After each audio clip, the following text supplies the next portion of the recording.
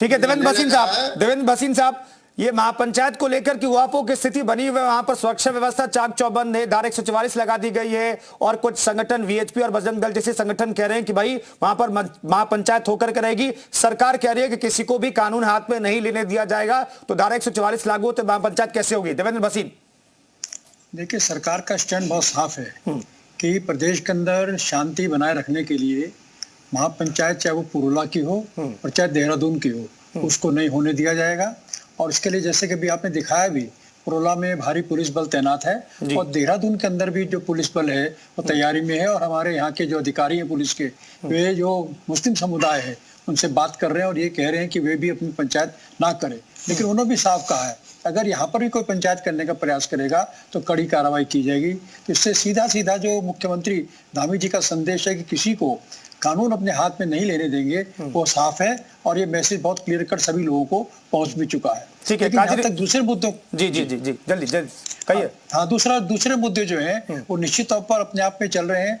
जैसे कि लव जिहाद के मसले पर जो अपराधी हैं उन्हें गिरफ्तार किया जा रहा है। इसी प्रकार से जो लैंड जिहाद के मामले में चाहे मजारे थी चाहे अन्य धार्मिक स्थल जिनमें मंदिर भी हैं, उनको ध्वस्त करने की कार्रवाई भी बहुत तेजी से चल रही है। और धर्मांतरण को लेकर के राज्य सरकार ने एक कड़ा कानून बनाया है, जिससे कि कोई व्यक्ति अगर करे तो उसका 4 बार सोचना पड़े। और दूसरी ओर जो डेमोग्राफी प्रदेश की बदली है उसको लेकर के भी सरकार की अपनी चिंता है। बिल्कुल, तो सरकार जो है हर तरीके से एक्शन ले रही है। काजी निजामुद्दीन साहब, महापंचायत को लेकर के सरकार के एक्शन को आप किस तौर पर देखते हैं?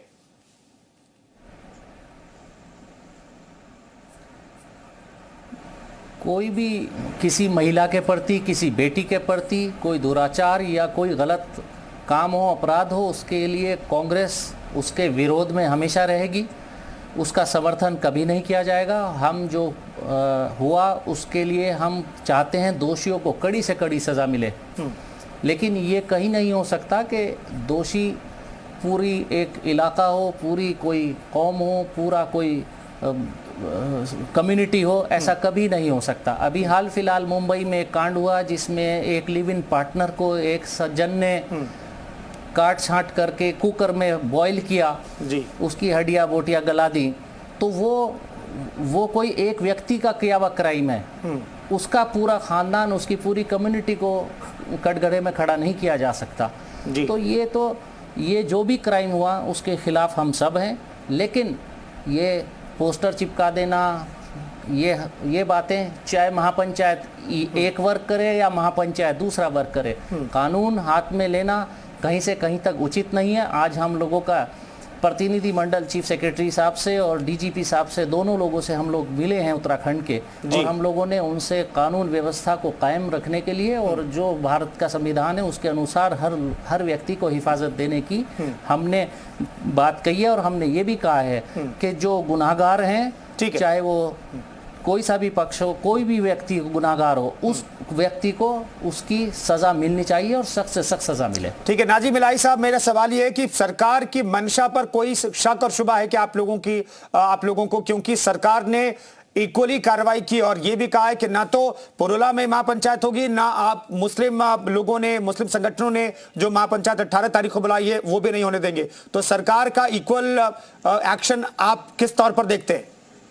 देखिए, सबसे पहली बात जो है, जो बात यहाँ तक पहुंची वो पहुंची कैसे? सरकार पूरी तरीके से असमर्थ है वहाँ पर मुसलमानों को सुरक्षा प्रदान करने में।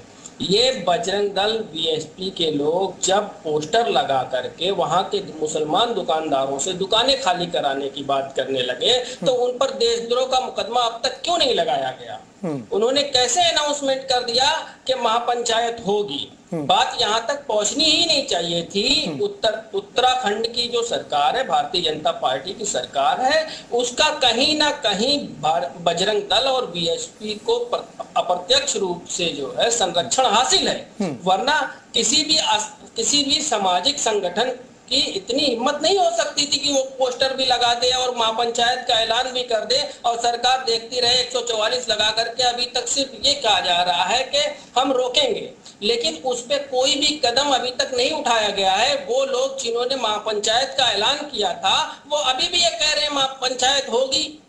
भाई उन लोगों के खिलाफ देशद्रोह के कानून, देशद्रोह के तहत उनको बंद क्यों नहीं किया जा रहा है जेल में? ठीक है, ये वाजिब सवाल है। देवेंद्र भसीन जी से मैं सवाल ले लेता हूं। ठीक है, ये देवेंद्र भसीन जी से मैं सवाल लेता हूं। देवेंद्र भसीन साहब, वहां पर कानून व्यवस्था की बात तो कही जा रही है, लेकिन जो पोस्टर चस्पा किए गए उसका साइड इफेक्ट ये हुआ कि 12 कम से कम मुस्लिम दुकानदारों ने दुकानें खाली कर दी है, और एक दुकानदार तो ऐसे थे कि जो 2 पीढ़ियों से वहां पर कपड़े का कारोबार कर रहे थे, उन्होंने भी अपनी दुकान खाली कर दी। इसकी भरपाई कौन करेगा? इसके लिए जिम्मेदार कौन है? देखिए, जो मामले दुकान खाली करने के सामने आए हैं उनमें 2 श्रेणियां हैं। एक तो जिनके अपना किराए का समय पूरा हो गया था, उनको देहरादून में मकान और दुकान बन चुकी है और स्वमेव यहाँ पर उन्होंने ट्रांसफर किया है। कुछ गलतफहमी पैदा करने के प्रयास भी हो रहे हैं।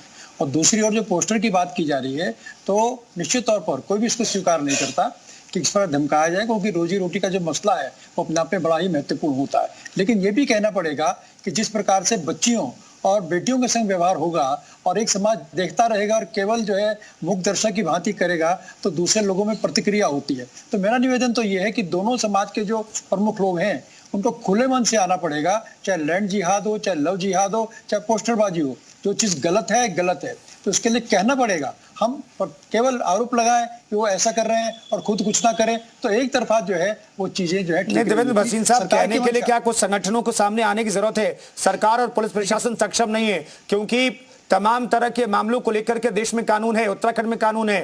कानून को अपना काम करने दीजिए, बाकी संगठन को अपना काम करने दे रहे हैं आप लोग। बाकी संगठन अगर कैसे ये कॉल दे रहे हैं कि 15 तारीख तक दुकानें बंद कीजिए, नहीं तो कार्रवाई होगी। देखिए, अगर हमारी सरकार उनके साथ होती तो महापंचायत को रोकने का प्रश्न पैदा नहीं होता। हम तो उनको बढ़ावा दे देते, छूट दे देते। लेकिन हमने कहा है कि महापंचायत भी नहीं होगी और किसी भी व्यक्ति को कानून अपने हाथ में लेने का अधिकार नहीं होगा। अगर कोई ऐसा काम करेगा, मुख्यमंत्री श्री पुष्कर झामी जी ने बहुत साफ संदेश किया है कि उसके खिलाफ कड़ी कार्रवाई की जाएगी। ठीक है, काजी निजामुद्दीन साहब, इस पूरे मामले में जो हिंदुवादी संगठन है उनके खिलाफ क्या आपको लगता है कोई कार्रवाई होगी? क्योंकि वहां पर डर और भय का माहौल है। एक पक्ष में डर और भय का माहौल है क्योंकि महापंचायत भी हो रही है, और पोस्टर जो चस्पा किए गए उसका साइड इफेक्ट तो हमने देखा है।